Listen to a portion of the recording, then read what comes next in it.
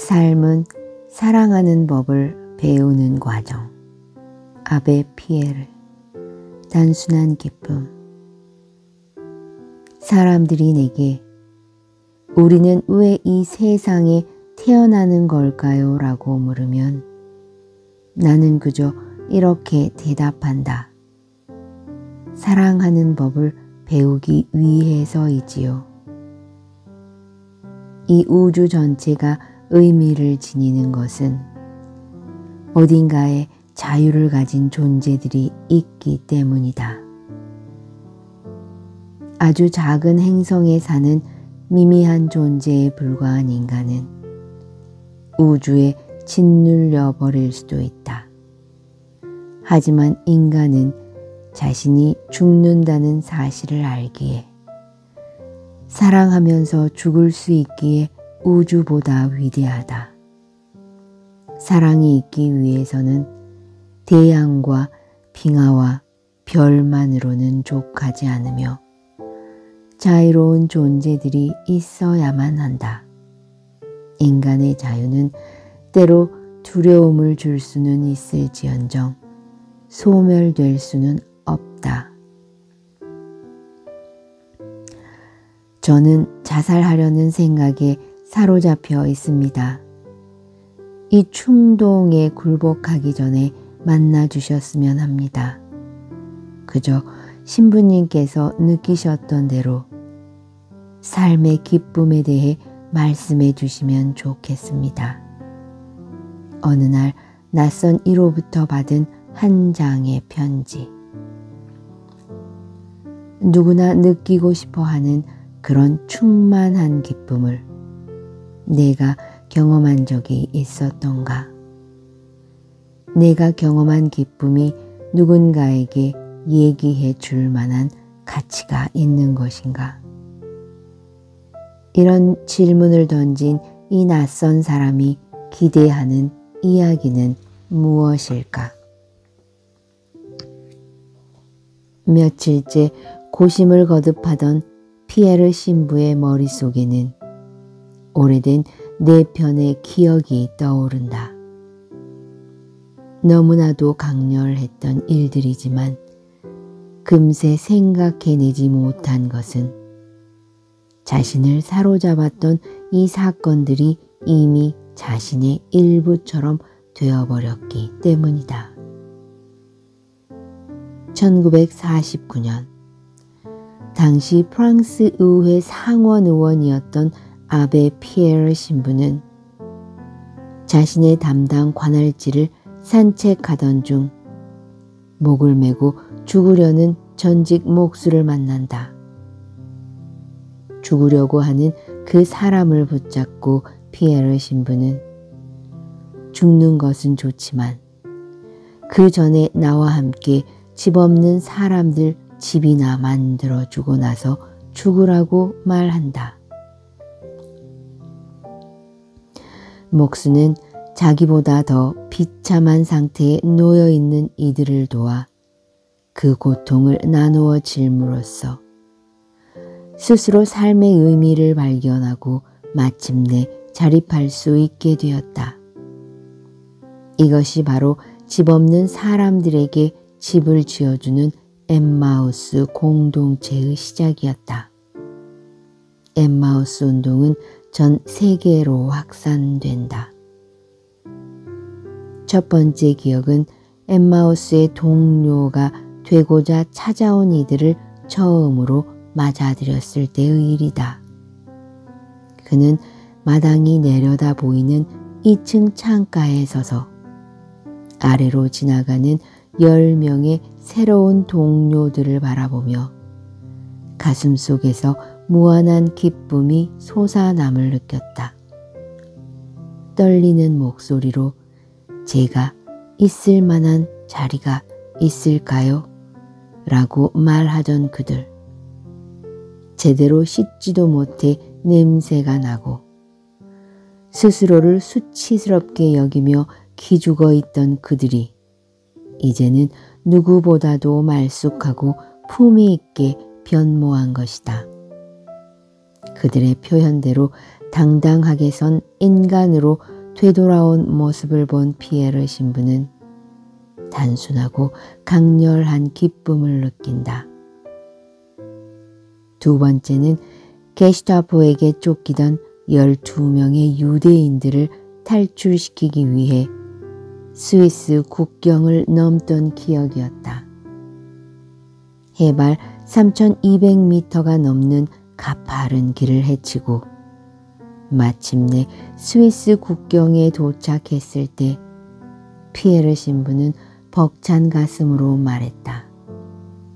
여러분들은 이제 살았습니다. 저 아래 오두막집에서 한 친구가 여러분을 기다립니다. 여러분을 스위스로 안내하고 도와줄 모든 준비를 갖추고 있습니다. 후에 피에르 신부는 이들과 감격적인 재회를 맞기도 하는데 그중 한 사람은 이렇게 이야기한다. 신부님은 저를 알지 못합니다. 저는 독일군 점령 당시 어려움에 처한 친구들을 신부님께 맡겼던 사람입니다. 어느 날 신부님은 친구들의 안내를 받아 산으로 피신하기로 되어 있던 사람들 중 하나가 헌 슬리퍼를 신고 있는 걸 보고는 당신의 구두를 벗어주고 눈길을 맨발로 돌아갔습니다. 어려움에 처한 이들을 위해 긴급주택을 지원하고자 정부의 10억 프랑의 대출을 요구하던 시절의 기억이 그 세 번째이다. 정부는 다음에 라고만 이야기하며 차일피일 답변을 미루었고 그 와중에 어린아이 한 명이 얼어 죽고 곧이어 집세가 밀렸다는 이유로 다락방에서 쫓겨난 노파가 길에서 동사한다. 이 일로 여론은 급격히 피에르 신부 편이 되었다. 국회의원들은 특별 회기를 소집해 허겁지겁 모여들었고 불과 한 달 전에 10억 프랑의 대출조차 거절했던 이들이 이날 100억 프랑을 가결했다. 그 돈으로 프랑스 전역에 1만 2천 채의 주택을 지을 수 있게 된 것이다. 자신의 의견에 동조하던 두 의원이 사무실로 허겁지겁 달려와 됐어요. 100억 프랑을 얻어냈어요. 라고 말했을 때의 기쁨이란. 피에르 신부는 집을 한 채 지어주었던 사람도 떠올랐다. 신부님, 아내와 아이들이 사라졌어요. 라며 달려온 한 남자. 사람들을 동원해 24시간 만에 찾아낸 그의 아내와 아이들은 강가에서 오들오들 떨고 있었다. 강에 뛰어들어 목숨을 버리려고 했지만 차마 그럴 수 없어서 먹지도 자지도 못한 채 그 자리에 꼼짝 않고 있다 보니 아이들은 거의 얼어 죽기 직전이었다. 여인은 임신까지 한 상태였다. 그들은 지하 창고에 살았는데 창문도 물도 화장실도 없었다. 용변은 신문과 병에다 본 뒤 이웃 건물의 쓰레기통에 버렸다. 신부는 이들에게 작은 집을 하나 선물로 주었다. 그때의 기쁨이 다시금 기억났다. 얼마 후 그 편지를 보낸 사람과의 만남이 이루어졌다. 긴 대화를 나누지는 못했지만 그는 이틀 뒤에 이런 편지를 남기고 떠난다. 여기에 오기 전에는 이런 일들이 가능하리라고는 상상조차 못했습니다. 그동안 인간들 간의 사랑에 믿음이 존재한다는 그 어떤 징표도 보지 못했습니다. 그런데 그 믿음은 분명 존재하며 우리가 시간만 낸다면 세상에서 무엇보다 소박하고 자연스러운 그 믿음을 만질 수 있고 느낄 수 있고 호흡할 수도 있습니다. 이 수도원은 사랑의 증거요. 이 순간과 영혼의 명백한 증거입니다. 나의 긴 생애를 수놓은 이 현실적이면서 기이한 기쁨들에 대한 기억은 인간이 광대한 지평과 무한한 공간을 갈구하는 존재인 동시에 마치 상처 입은 독수리처럼 진정한 비상을 할 수 없도록 구속받는 존재임을 말해주고 있다. 신부는 이 책 1부의 제목을 상처 입은 독수리들이라 이름 붙였다. 피에르 신부가 시작한 엠마우스는 현재 44개국에 자리 잡았고 400여 개의 공동체가 구성되어 있다. 프랑스에만도 4,000명이 모인 공동체가 110개나 존재한다. 이들은 세 가지 원칙을 지킨다. 첫째, 먹을 것은 스스로 노동해서 번다. 둘째, 모든 것은 함께 나누어 가진다.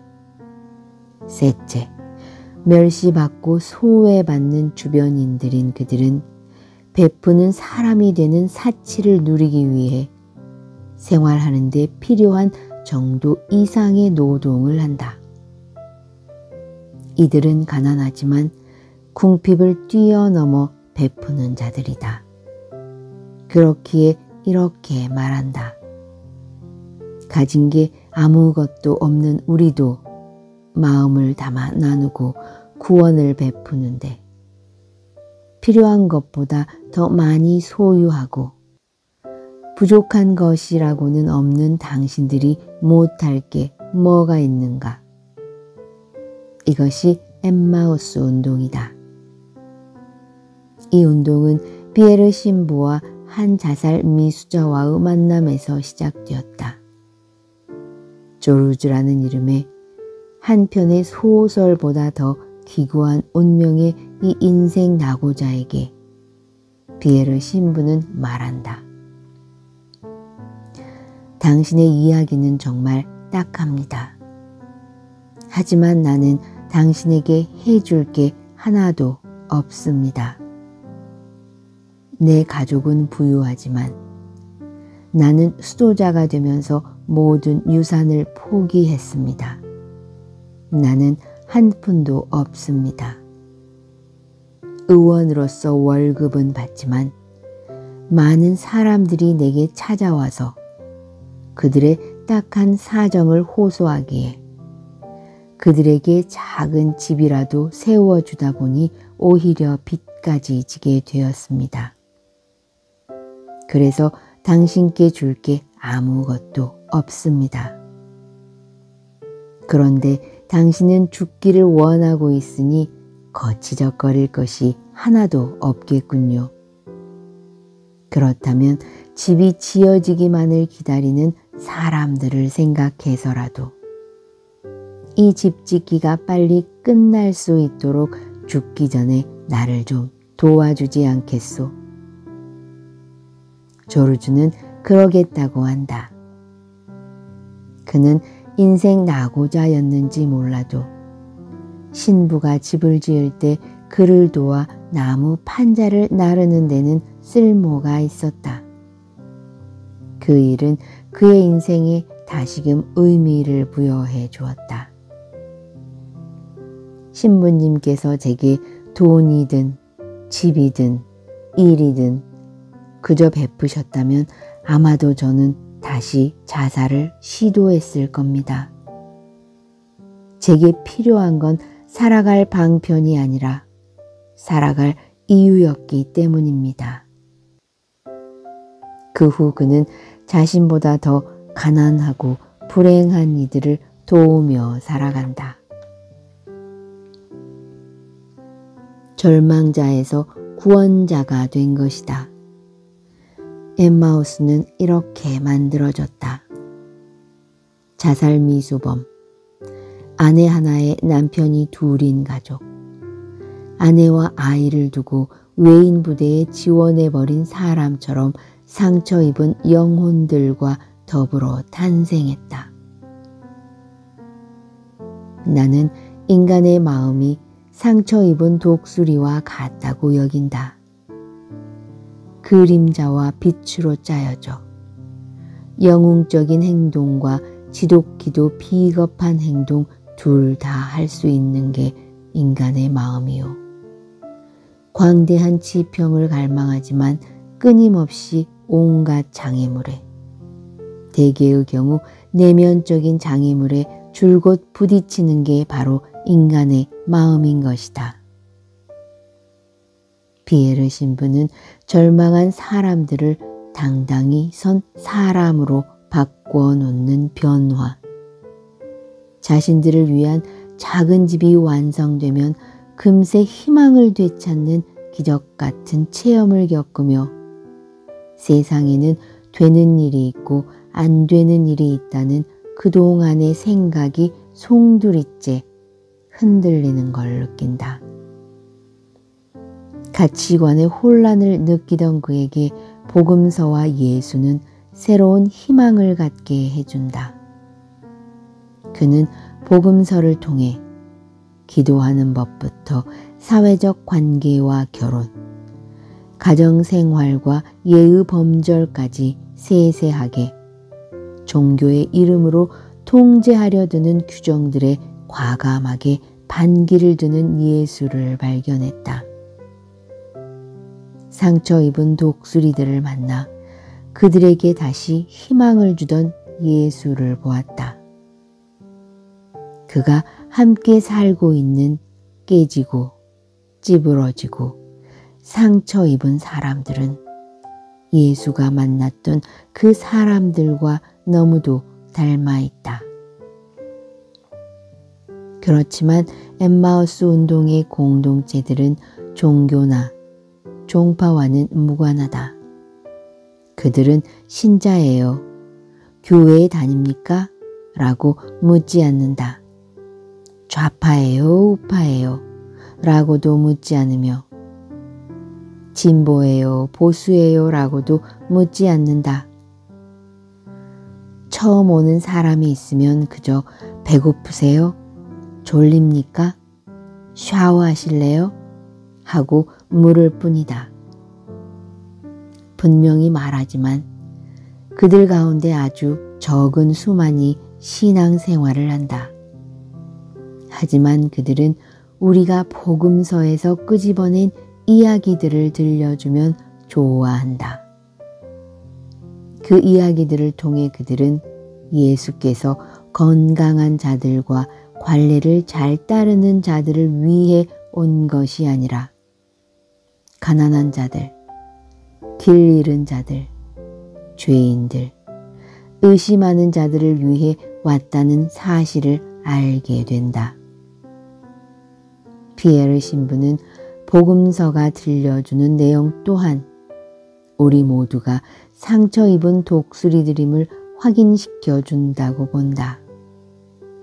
우리는 자유와 존엄과 광대한 지평과 행복과 건강과 형제애를 갈구하지만 동시에 두려움과 수치심과 낙담과 추위와 전쟁과 질병 속에 살고 있기 때문이다. 프랑스에서는 매년 설문조사를 통해 가장 좋아하는 프랑스인을 뽑아 순위를 매긴다. 피에르 신부는 8년 동안 7차례나 1위에 올랐는데 그에 대한 프랑스인들의 사랑과 존경을 짐작하게 한다. 그는 상류층 가정에서 태어나 19살에 모든 유산을 포기하고 수도자의 길을 간 사제요. 레지스탕스에 가담한 투사였으며 50년 넘게 빈민과 노숙자, 불황자와 함께한 가난한 이들의 대부였다. 비에르 신부의 이런 면모는 프랑스인들이 뽑은 금세기 최고의 휴머니스트라는 말로 집약된다. 그는 한평생 행동하고 실천하는 사람이었다. 교회와 성직자의 오류를 지적하고 현행법을 어기면서까지 집 없는 자들에게 집을 지어주었다. 세상의 빈곤에 맞서 직접 쓰레기를 주운 돈으로 그들을 도왔다. 방송에 출연해 종종 격하게 분노하는 모습을 보이기도 한 그는 나는 자주 화내는 인간은 아니지만 인간을 무너뜨리는 무언가에 대해 비난해야 할 때가 되면 화를 내기도 한다며 이 같은 성스러운 분노를 일으키는 것은 사랑이고 이 둘은 서로 분리할 수 없는 것이라고 말했다. 그의 삶은 1989년 세자르 영화상을 수상한 영화 겨울 54에 자세하게 다루어졌다. 그가 사랑을 실천하는 사람이었기에 그의 메시지들은 원론적이고 단순한 것일지라도 결코 공허하거나 평범하게 들리지 않는다. 그는 이야기한다. 타인은 지옥이다라고 사르트르는 썼다. 나는 마음속으로 그 반대라고 확신한다. 타인들과 단절된 자기 자신이야말로 지옥이다. 그리고 또 이렇게도 말한다. 유일한 신성 모독은 사랑에 대한 모독뿐이다. 비에르 신부는 희망과 소망을 혼동해서는 안 된다고 이른다. 우리는 온갖 종류의 소망을 가질 수는 있지만 희망은 단 하나뿐이라고. 사람들은 약속 시간에 맞춰 상대방이 오기를 바라고 시험에 합격하기를 바라고 전쟁터에 평화가 찾아오기를 바라는데 이것들은 개개인의 소망일 뿐이다. 그러나 희망은 다르다. 그것은 삶의 의미와 연관되어 있다. 희망이란 삶의 의미가 있다고 믿는 것이다. 삶의 어두운 곳에서 고난을 겪는 이들에게 구원의 희망을 일깨워준 비에르 신부. 그는 삶의 궁극적인 답을 주기보다는 공식을 가르쳐주는 사람이다. 그가 전해주는 공식에 자신의 삶을 대입해보면 스스로도 잘 살 수 있겠다는 자신감을 얻게 된다. 비에르 신부는 말한다. 삶이란 지고의 아름다움을 추구하는 작업장과 같다고. 하지만 거기엔 한 가지 조건이 있다. 사랑을 베풀어야 한다는 조건. 최선을 다해 사랑을 베풀기 위해 있는 힘껏 노력해야 한다는 조건이다. 2007년 1월 94세의 나이로 비에르 신부는 하느님 곁으로 떠났다. 그의 장례 미사가 프랑스 대통령까지 참석한 가운데 파리의 노트르담 대성당에서 엄수되었다. 그의 유언은 이것이다. 나의 장례식에 화환 따위는 필요 없으니 이번에 새로 집을 갖게 될 우리 이웃들의 명단과 집 열쇠들을 가져오시오. 타인들 없이 행복할 것인가? 아니면 타인들과 더불어 행복할 것인가? 혼자 만족할 것인가? 아니면 타인과 공감할 것인가? 공허한 말에 만족하지 말고 사랑하자. 그리하면 시간의 긴 어둠에서 빠져나갈 때 모든 사랑의 원천에 다가서는 우리의 마음은 타는 듯 뜨거우리라. 무소유에 실린 인연과 인간에서 법정 스님은 말한다.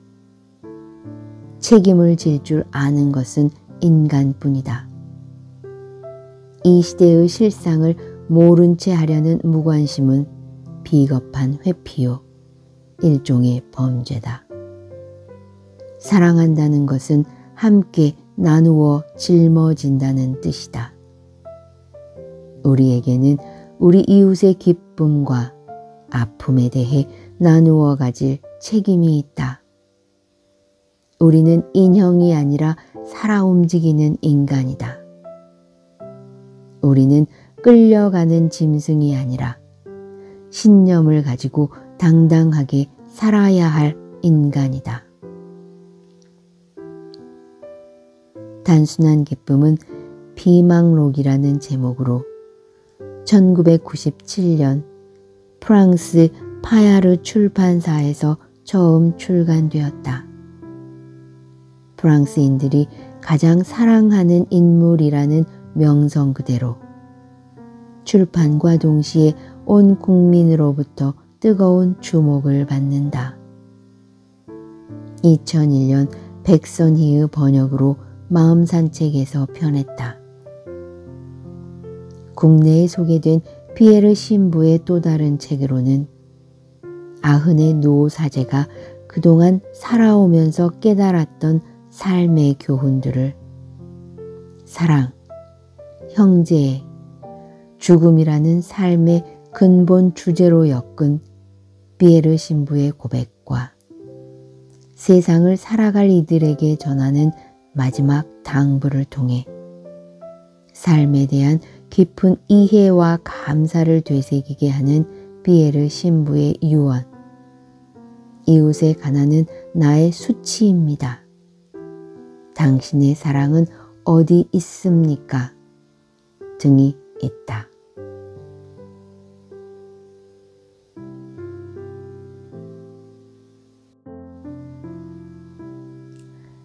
삶은 사랑하는 법을 배우는 과정. 아베 피에르. 단순한 기쁨. 사람들이 내게 우리는 왜 이 세상에 태어나는 걸까요? 라고 물으면 나는 그저 이렇게 대답한다. 사랑하는 법을 배우기 위해서이지요. 이 우주 전체가 의미를 지니는 것은 어딘가에 자유를 가진 존재들이 있기 때문이다. 아주 작은 행성에 사는 미미한 존재에 불과한 인간은 우주에 짓눌려 버릴 수도 있다. 하지만 인간은 자신이 죽는다는 사실을 알기에 사랑하면서 죽을 수 있기에 우주보다 위대하다. 사랑이 있기 위해서는 태양과 빙하와 별만으로는 족하지 않으며 자유로운 존재들이 있어야만 한다. 인간의 자유는 때로 두려움을 줄 수는 있을지언정 소멸될 수는 없다. 저는 자살하려는 생각에 사로잡혀 있습니다. 이 충동에 굴복하기 전에 만나주셨으면 합니다. 그저 신부님께서 느끼셨던 대로 삶의 기쁨에 대해 말씀해 주시면 좋겠습니다. 어느 날 낯선 이로부터 받은 한 장의 편지. 누구나 느끼고 싶어하는 그런 충만한 기쁨을 내가 경험한 적이 있었던가? 내가 경험한 기쁨이 누군가에게 얘기해 줄 만한 가치가 있는 것인가? 이런 질문을 던진 이 낯선 사람이 기대하는 이야기는 무엇일까? 며칠째 고심을 거듭하던 피에르 신부의 머릿속에는 오래된 네 편의 기억이 떠오른다. 너무나도 강렬했던 일들이지만 금세 생각해내지 못한 것은 자신을 사로잡았던 이 사건들이 이미 자신의 일부처럼 되어버렸기 때문이다. 1949년 당시 프랑스 의회 상원 의원이었던 아베 피에르 신부는 자신의 담당 관할지를 산책하던 중 목을 메고 죽으려는 전직 목수를 만난다. 죽으려고 하는 그 사람을 붙잡고 피에르 신부는 죽는 것은 좋지만 그 전에 나와 함께 집 없는 사람들 집이나 만들어주고 나서 죽으라고 말한다. 목수는 자기보다 더 비참한 상태에 놓여있는 이들을 도와 그 고통을 나누어 질므로써 스스로 삶의 의미를 발견하고 마침내 자립할 수 있게 되었다. 이것이 바로 집 없는 사람들에게 집을 지어주는 엠마우스 공동체의 시작이었다. 엠마우스 운동은 전 세계로 확산된다. 첫 번째 기억은 엠마우스의 동료가 되고자 찾아온 이들을 처음으로 맞아들였을 때의 일이다. 그는 마당이 내려다 보이는 2층 창가에 서서 아래로 지나가는 10명의 새로운 동료들을 바라보며 가슴속에서 무한한 기쁨이 솟아남을 느꼈다. 떨리는 목소리로 제가 있을 만한 자리가 있을까요? 라고 말하던 그들. 제대로 씻지도 못해 냄새가 나고 스스로를 수치스럽게 여기며 기죽어 있던 그들이 이제는 누구보다도 말쑥하고 품위 있게 변모한 것이다. 그들의 표현대로 당당하게 선 인간으로 되돌아온 모습을 본 피에르 신부는 단순하고 강렬한 기쁨을 느낀다. 두 번째는 게슈타포에게 쫓기던 12명의 유대인들을 탈출시키기 위해 스위스 국경을 넘던 기억이었다. 해발 3,200m가 넘는 가파른 길을 헤치고 마침내 스위스 국경에 도착했을 때 피에르 신부는 벅찬 가슴으로 말했다. 여러분들은 이제 살았습니다. 저 아래 오두막집에서 한 친구가 여러분을 기다립니다. 여러분을 스위스로 안내하고 도와줄 모든 준비를 갖추고 있습니다. 후에 피에르 신부는 이들과 감격적인 재회를 맞기도 하는데 그중 한 사람은 이렇게 이야기한다. 신부님은 저를 알지 못합니다. 저는 독일군 점령 당시 어려움에 처한 친구들을 신부님께 맡겼던 사람입니다. 어느 날 신부님은 친구들의 안내를 받아 산으로 피신하기로 되어 있던 사람들 중 하나가 헌 슬리퍼를 신고 있는 걸 보고는 당신의 구두를 벗어주고 눈길을 맨발로 돌아갔습니다. 어려움에 처한 이들을 위해 긴급주택을 지원하고자 정부의 10억 프랑의 대출을 요구하던 시절의 기억이 그 세 번째이다. 정부는 다음에 라고만 이야기하며 차일피일 답변을 미루었고 그 와중에 어린아이 한 명이 얼어 죽고 곧이어 집세가 밀렸다는 이유로 다락방에서 쫓겨난 노파가 길에서 동사한다. 이 일로 여론은 급격히 피에르 신부 편이 되었다. 국회의원들은 특별 회기를 소집해 허겁지겁 모여들었고 불과 한 달 전에 10억 프랑의 대출조차 거절했던 이들이 이날 100억 프랑을 가결했다.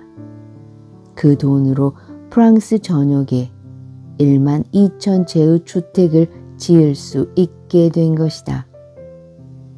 자신의 의견에 동조하던 두 의원이 사무실로 허겁지겁 달려와 됐어요. 100억 프랑을 얻어냈어요. 라고 말했을 때의 기쁨이란. 피에르 신부는 집을 한 채 지어주었던 사람도 떠올랐다. 신부님, 아내와 아이들이 사라졌어요. 라며 달려온 한 남자. 사람들을 동원해 24시간 만에 찾아낸 그의 아내와 아이들은 강가에서 오들오들 떨고 있었다. 강에 뛰어들어 목숨을 버리려고 했지만 차마 그럴 수 없어서 먹지도 자지도 못한 채 그 자리에 꼼짝 않고 있다 보니 아이들은 거의 얼어 죽기 직전이었다. 여인은 임신까지 한 상태였다. 그들은 지하 창고에 살았는데 창문도 물도 화장실도 없었다. 용변은 신문과 병에다 본 뒤 이웃 건물의 쓰레기통에 버렸다. 신부는 이들에게 작은 집을 하나 선물로 주었다. 그때의 기쁨이 다시금 기억났다. 얼마 후 그 편지를 보낸 사람과의 만남이 이루어졌다. 긴 대화를 나누지는 못했지만 그는 이틀 뒤에 이런 편지를 남기고 떠난다. 여기에 오기 전에는 이런 일들이 가능하리라고는 상상조차 못했습니다. 그동안 인간들 간의 사랑에 믿음이 존재한다는 그 어떤 징표도 보지 못했습니다. 그런데 그 믿음은 분명 존재하며 우리가 시간만 낸다면 세상에서 무엇보다 소박하고 자연스러운 그 믿음을 만질 수 있고 느낄 수 있고 호흡할 수도 있습니다. 이 수도원은 사랑의 증거요. 이 순간과 영혼의 명백한 증거입니다. 나의 긴 생애를 수놓은 이 현실적이면서 기이한 기쁨들에 대한 기억은 인간이 광대한 지평과 무한한 공간을 갈구하는 존재인 동시에 마치 상처 입은 독수리처럼 진정한 비상을 할 수 없도록 구속받는 존재임을 말해주고 있다. 신부는 이 책 일부의 제목을 상처 입은 독수리들이라 이름 붙였다. 피에르 신부가 시작한 엠마우스는 현재 44개국에 자리 잡았고 400여 개의 공동체가 구성되어 있다. 프랑스에만도 4,000명이 모인 공동체가 110개나 존재한다. 이들은 세 가지 원칙을 지킨다. 첫째, 먹을 것은 스스로 노동해서 번다. 둘째, 모든 것은 함께 나누어 가진다. 셋째, 멸시받고 소외받는 주변인들인 그들은 베푸는 사람이 되는 사치를 누리기 위해 생활하는 데 필요한 정도 이상의 노동을 한다. 이들은 가난하지만 궁핍을 뛰어넘어 베푸는 자들이다. 그렇기에 이렇게 말한다. 가진 게 아무것도 없는 우리도 마음을 담아 나누고 구원을 베푸는데 필요한 것보다 더 많이 소유하고 부족한 것이라고는 없는 당신들이 못할 게 뭐가 있는가? 이것이 엠마우스 운동이다. 이 운동은 비에르 신부와 한 자살 미수자와의 만남에서 시작되었다. 조르주라는 이름의 한 편의 소설보다 더 기구한 운명의 이 인생 낙오자에게 비에르 신부는 말한다. 당신의 이야기는 정말 딱합니다. 하지만 나는 당신에게 해줄 게 하나도 없습니다. 내 가족은 부유하지만 나는 수도자가 되면서 모든 유산을 포기했습니다. 나는 한 푼도 없습니다. 의원으로서 월급은 받지만 많은 사람들이 내게 찾아와서 그들의 딱한 사정을 호소하기에 그들에게 작은 집이라도 세워주다 보니 오히려 빚까지 지게 되었습니다. 그래서 당신께 줄 게 아무것도 없습니다. 그런데 당신은 죽기를 원하고 있으니 거치적거릴 것이 하나도 없겠군요. 그렇다면 집이 지어지기만을 기다리는 사람들을 생각해서라도 이 집 짓기가 빨리 끝날 수 있도록 죽기 전에 나를 좀 도와주지 않겠소? 조르주는 그러겠다고 한다. 그는 인생 낙오자였는지 몰라도 신부가 집을 지을 때 그를 도와 나무 판자를 나르는 데는 쓸모가 있었다. 그 일은 그의 인생에 다시금 의미를 부여해 주었다. 신부님께서 제게 돈이든 집이든 일이든 그저 베푸셨다면 아마도 저는 다시 자살을 시도했을 겁니다. 제게 필요한 건 살아갈 방편이 아니라 살아갈 이유였기 때문입니다. 그 후 그는 자신보다 더 가난하고 불행한 이들을 도우며 살아간다. 절망자에서 구원자가 된 것이다. 엠마우스는 이렇게 만들어졌다.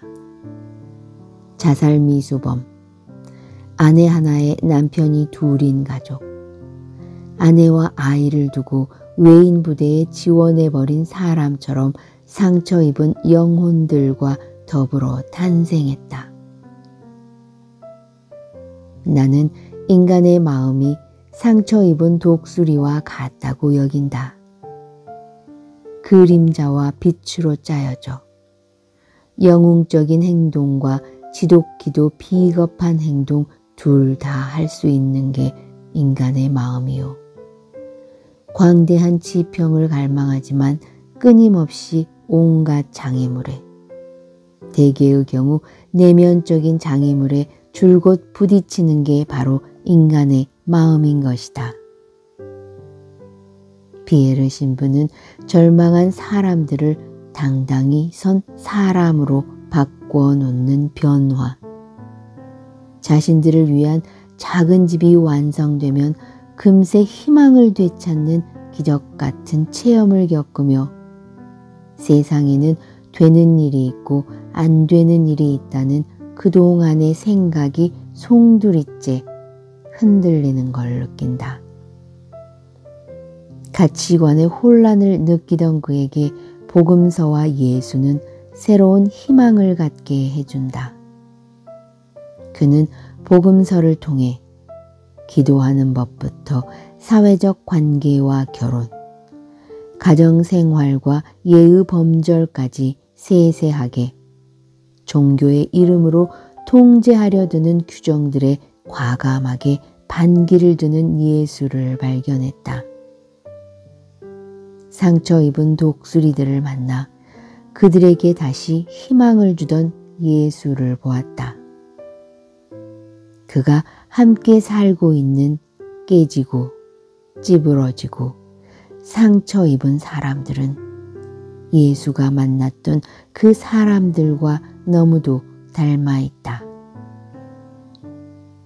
그렇지만 엠마우스 운동의 공동체들은 종교나 종파와는 무관하다. 그들은 신자예요. 교회에 다닙니까? 라고 묻지 않는다. 좌파예요? 우파예요? 라고도 묻지 않으며 진보예요? 보수예요? 라고도 묻지 않는다. 처음 오는 사람이 있으면 그저 배고프세요? 졸립니까? 샤워하실래요? 하고 물을 뿐이다. 분명히 말하지만 그들 가운데 아주 적은 수만이 신앙생활을 한다. 하지만 그들은 우리가 복음서에서 끄집어낸 이야기들을 들려주면 좋아한다.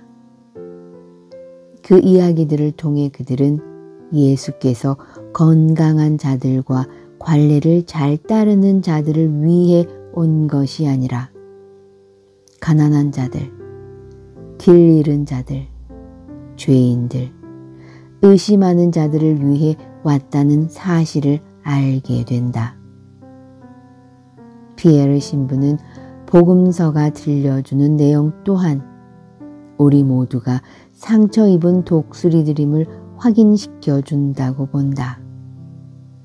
우리는 자유와 존엄과 광대한 지평과 행복과 건강과 형제애를 갈구하지만 동시에 두려움과 수치심과 낙담과 추위와 전쟁과 질병 속에 살고 있기 때문이다. 프랑스에서는 매년 설문조사를 통해 가장 좋아하는 프랑스인을 뽑아 순위를 매긴다. 피에르 신부는 8년 동안 7차례나 1위에 올랐는데 그에 대한 프랑스인들의 사랑과 존경을 짐작하게 한다. 그는 상류층 가정에서 태어나 19살에 모든 유산을 포기하고 수도자의 길을 간 사제요. 레지스탕스에 가담한 투사였으며 50년 넘게 빈민과 노숙자, 불황자와 함께한 가난한 이들의 대부였다. 피에르 신부의 이런 면모는 프랑스인들이 뽑은 금세기 최고의 휴머니스트라는 말로 집약된다. 그는 한평생 행동하고 실천하는 사람이었다. 교회와 성직자의 오류를 지적하고 현행법을 어기면서까지 집 없는 자들에게 집을 지어주었다. 세상의 빈곤에 맞서 직접 쓰레기를 준 돈으로 그들을 도왔다. 방송에 출연해 종종 격하게 분노하는 모습을 보이기도 한 그는 나는 자주 화내는 인간은 아니지만 인간을 무너뜨리는 무언가에 대해 비난해야 할 때가 되면 화를 내기도 한다며 이 같은 성스러운 분노를 일으키는 것은 사랑이고 이 둘은 서로 분리할 수 없는 것이라고 말했다. 그의 삶은 1989년 세자르 영화상을 수상한 영화 겨울 54에 자세하게 다루어졌다. 그가 사랑을 실천하는 사람이었기에 그의 메시지들은 원론적이고 단순한 것일지라도 결코 공허하거나 평범하게 들리지 않는다. 그는 이야기한다. 타인은 지옥이다라고 사르트르는 썼다. 나는 마음속으로 그 반대라고 확신한다.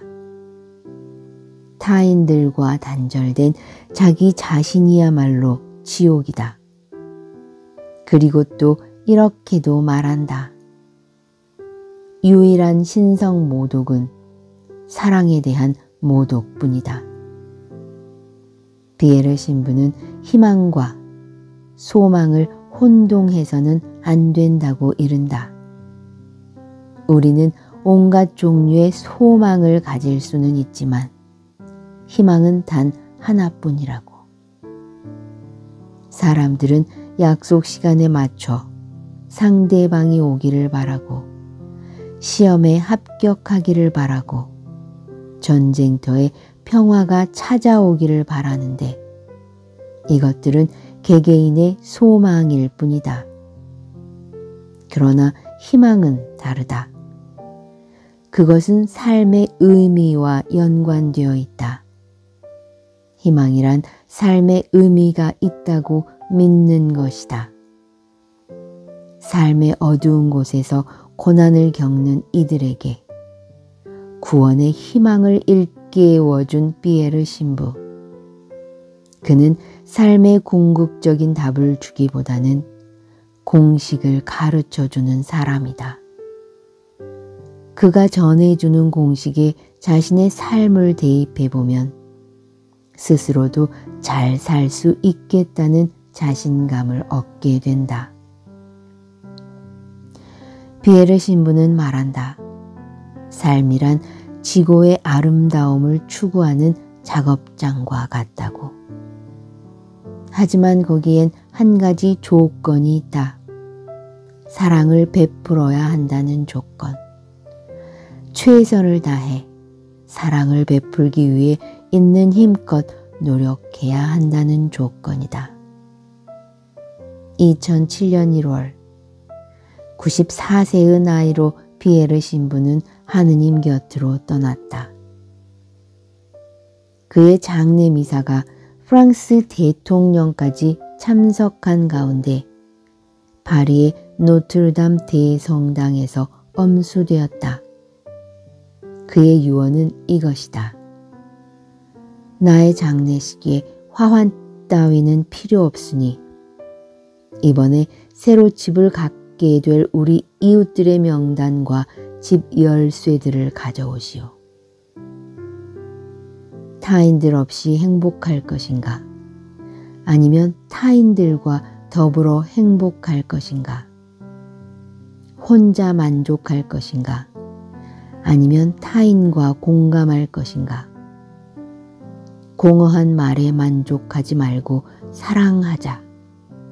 그리하면 시간의 긴 어둠에서 빠져나갈 때 모든 사랑의 원천에 다가서는 우리의 마음은 타는 듯 뜨거우리라.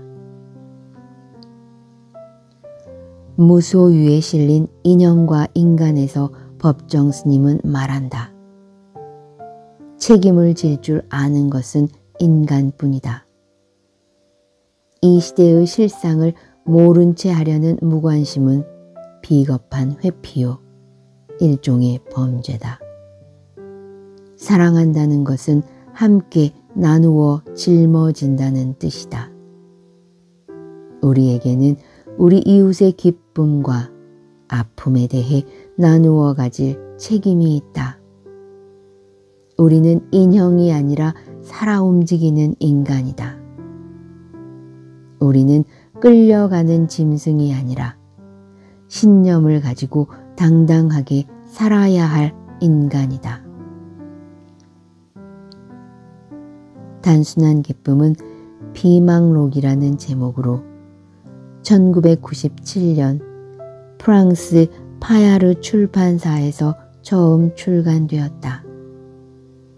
프랑스인들이 가장 사랑하는 인물이라는 명성 그대로 출판과 동시에 온 국민으로부터 뜨거운 주목을 받는다. 2001년 백선희의 번역으로 마음산책에서 편했다. 국내에 소개된 비에르 신부의 또 다른 책으로는 아흔의 노사제가 그동안 살아오면서 깨달았던 삶의 교훈들을 사랑, 형제, 죽음이라는 삶의 근본 주제로 엮은 비에르 신부의 고백과 세상을 살아갈 이들에게 전하는 마지막 당부를 통해 삶에 대한 깊은 이해와 감사를 되새기게 하는 피에르 신부의 유언. 이웃의 가난은 나의 수치입니다. 당신의 사랑은 어디 있습니까? 등이 있다.